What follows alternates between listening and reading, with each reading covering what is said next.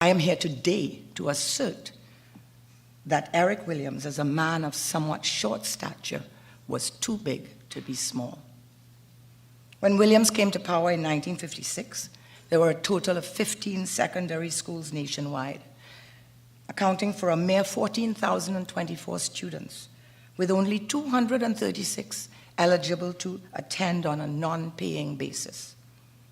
Armed then with his watchwords to educate is to emancipate, by 1986 an additional 80 secondary schools and 2 technical colleges had been constructed, with a new total of some 150,000 students attending secondary school gratis.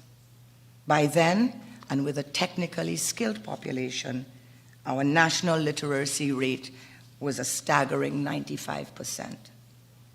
Social welfare was also a beneficiary of his vision, to wit, book and uniform grants, a school feeding program, free bus passes for students and senior citizens, old age pension, food subsidies and food stamps, low-income housing, grants to charitable organizations, a rent restriction bill, healthcare, and prescription drug funding, etc.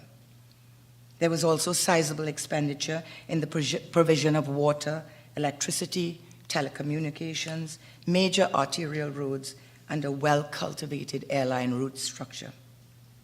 The ill wind that blew somebody some good, as Williams termed the energy crisis of the early 1970s, ensured that his government could harness the oil and natural gas that the country possessed in abundance in order to establish downstream industries. And these eventually allowed Trinidad and Tobago to become the world's second largest producer of ammonia and the leading exporter of natural gas to the United States. Nevertheless, Williams was always mindful that, as he said, development has a face, and that is the face of man. Development must therefore cater for the total needs of man. Not all of the above policies were implemented as efficiently as they might have been, and some of the citizenry took blatant advantage of them. Nonetheless, they constituted the Williams government's adherence to a clause in Trinidad and Tobago's constitution which requires the material resources of the community being so distributed as to subserve the common good. When Eric Williams visited several African countries in 1964, he was outraged by the egregious puffery of many of its leaders who, as he said, exhibited an almost divine right to rule. He viewed the propensity of leaders to memorialize their achievements via statues, naming of buildings and streets after themselves as completely inappropriate.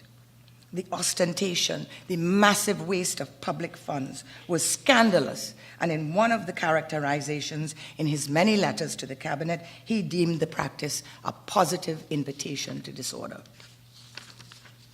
Despite the fact that he held office for a quarter of a century, he was a committed Democrat, ensuring that free and fair elections were conducted every 5 years and winning them all.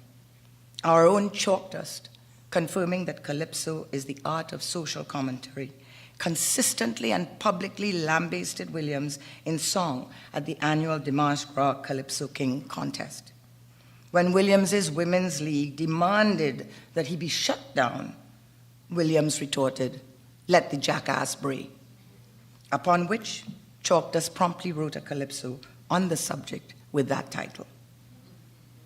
As the founder of modern party politics in Trinidad and Tobago, Williams established the Women's League, deliberately encouraging the active participation of women in all facets of his party.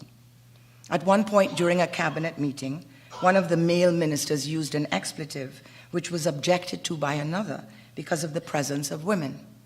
Williams countered, "There are no women in my cabinet, only ministers." And he demanded seriousness. In an effort to institutionalize Trinidad and Tobago's 20th century invention of the steel band, and recognizing the movement for an incredible display of talent that needed to be harnessed, not only for the good of the young and marginally dispossessed who comprised it, but also to promote the cultural patrimony of Trinidad and Tobago, He said this to one of its representatives. Mr. Critchlow, I'm going to be frank. I'm afraid that you will not like what I'm going to say. You asked me to meet the Steel Band boys, and we met 3 Sundays ago. We met, and assignments were given to some of you to report back here today. Where are the members of that subcommittee? Some of them are not here. But you bring a set of irresponsible people to take up 2 hours and 10 minutes of my time talking foolishness. And if I don't put an end to it, they will take up another 2 hours and 10 minutes of time talking more foolishness. I heard it said when I was in England that all Trinidad people like is old talk. I am not against the old talk, but not in my house. With much foresight for the Caribbean region, some 17 years before the European Economic Community, the EEC, the precursor to the EU, came into being, Eric Williams was championing a federation for the West Indies, understanding that each country standing alone was irrelevant in a global context. And he would be horrified and deeply chagrined at what is now taking place in the European Union, of what this portends for the unity of any particular region, and to paraphrase one Washington Post writer, for comity and commerce among peoples, and for the goal of being a multiplier of power and influence on the world stage. As an international statesman in 1969, Eric Williams was one of only 73 world leaders chosen to write a message to be placed on the moon by the Apollo 11 astronauts. The government and people of Trinidad and Tobago, he wrote, acclaim this historic triumph of science and the human will. It is our earnest hope for mankind that while we gain the moon, we shall not lose the world. Prior to Trinidad and Tobago's independence in 1962, the British offered a golden handshake, as they did to all of their newly departing colonies. But there was a caveat. The money had to be used to buy British goods.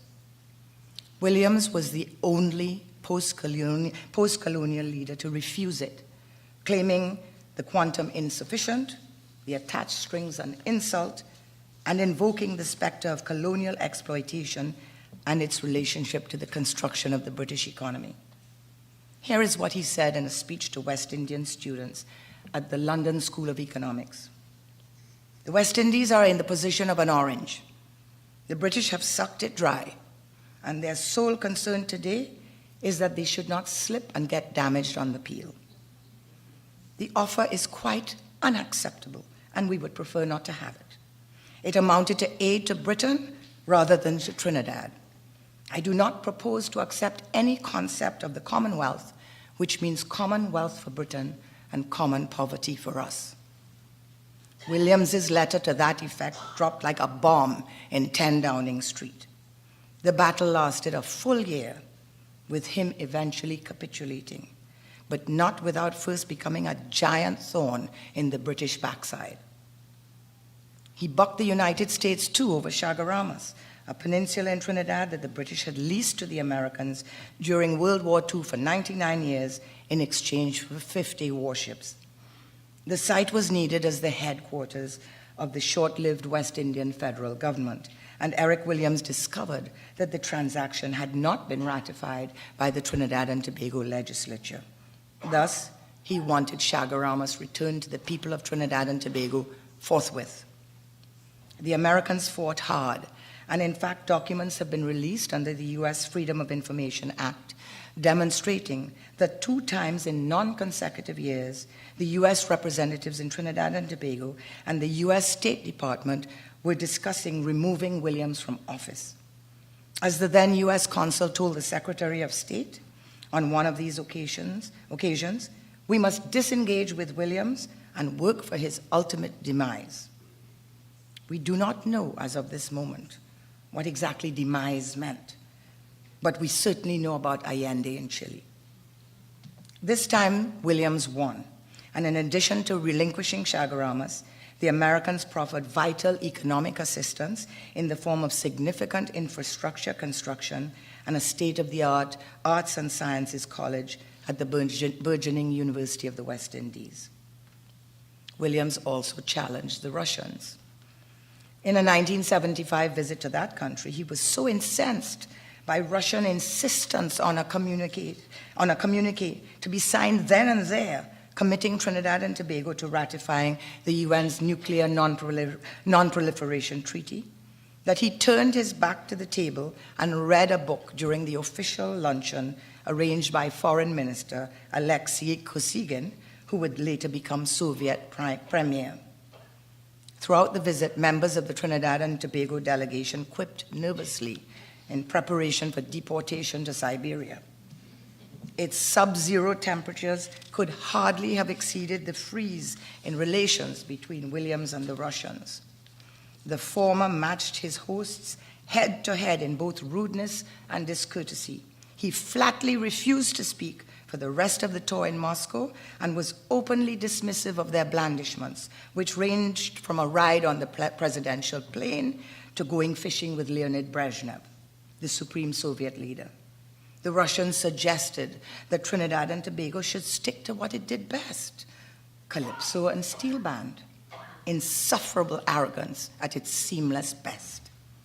It was not that Trinidad and Tobago objected to the lofty intentions of the treaty, but as Williams emphasized to the Russians, this fell under the purview of the government and parliament of Trinidad and Tobago, not him personally. Therefore, he could and would sign nothing.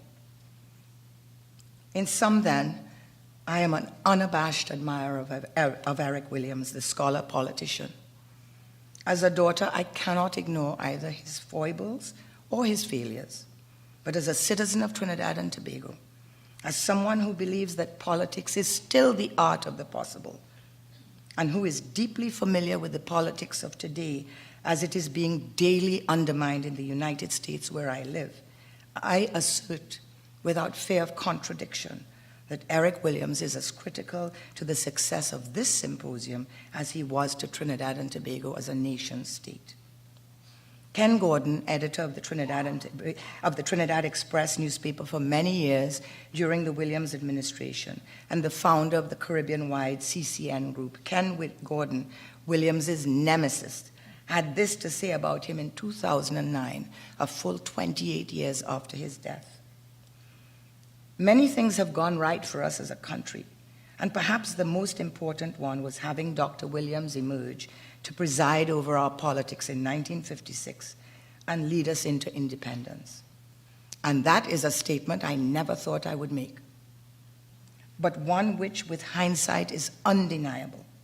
The creative and visionary management of our energy resources, our institutionalized commitment to the rule of law, the independence of the judiciary and of the press.